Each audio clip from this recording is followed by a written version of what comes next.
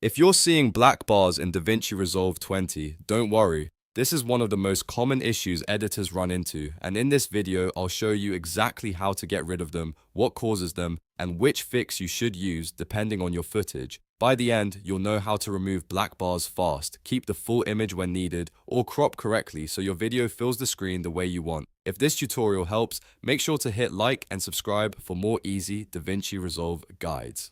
Alright, let's jump straight into it. First, go to the edit page and place your clip onto the timeline. This is where you'll be able to see exactly how the footage sits inside your project.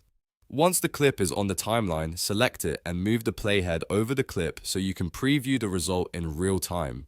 This makes it much easier to see what's happening as you make changes. Now, before you start fixing anything, it's important to understand why the black bars are there in the first place. Black bars usually appear when the aspect ratio of your clip does not match the aspect ratio of your timeline. For example, if you have a vertical clip inside a widescreen timeline or a widescreen clip inside a square or vertical layout, Resolve has to decide whether to fit the image, crop it, or leave empty space.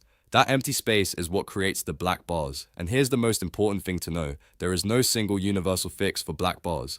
The right solution depends on the type of footage you're working with. If all of your clips have the same aspect ratio, the best solution is usually to match the timeline to your footage. That removes the bars without forcing a crop. But if your timeline contains clips with different aspect ratios, then you'll need to choose between cropping the image to fill the frame or keeping the black bars and preserving the full picture. So let's start with the timeline-based fix. Click the Project Settings gear icon in the bottom right corner of DaVinci Resolve. This opens the settings for your entire project. Inside Project Settings, go to Master Settings and look for Timeline Resolution. This setting controls the overall size and shape of your editing timeline. If all of your footage is in the same format, set the timeline resolution to match your footage aspect ratio. For example, if your clips are standard widescreen, make sure the timeline is also widescreen. If your content is vertical, match it to a vertical timeline. This is often the cleanest fix because it aligns the project with the source video and removes the black bars naturally.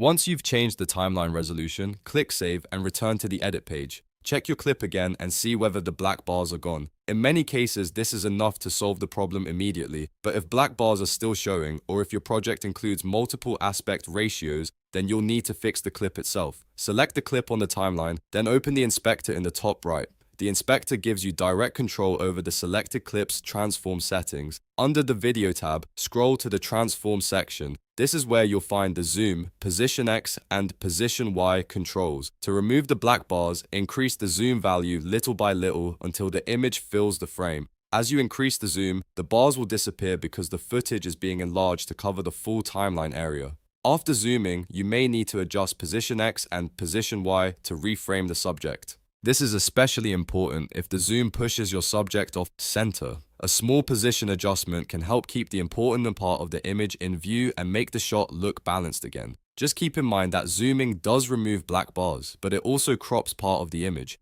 So if you zoom too much, you may lose important details at the edges. That's why it's a good idea to zoom gradually and preview the result carefully. If you want to apply a global change to all clips instead of adjusting each one manually, go back into Project Settings again. This time, open the Image Scaling section. Here, you can control how Resolve handles clips when they don't match the timeline shape.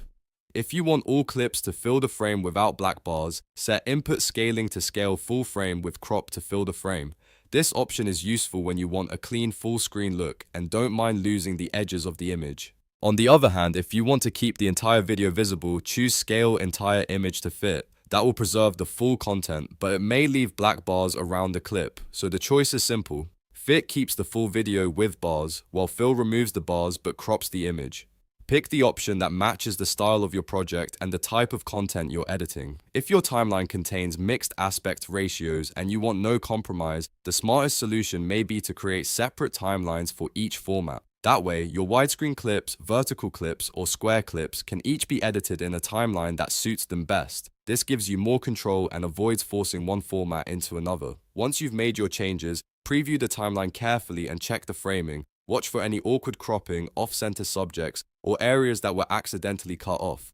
Keep adjusting until the framing looks right and the video fills the screen the way you want. And that's it. Now you know how to get rid of black bars in DaVinci Resolve 20. Whether you choose to match the timeline, zoom and reframe a clip, or change image scaling for all your footage, you now have the right fix for every situation. If this video helped you out, please hit the like button, subscribe for more DaVinci Resolve tutorials, and I'll see you in the next one.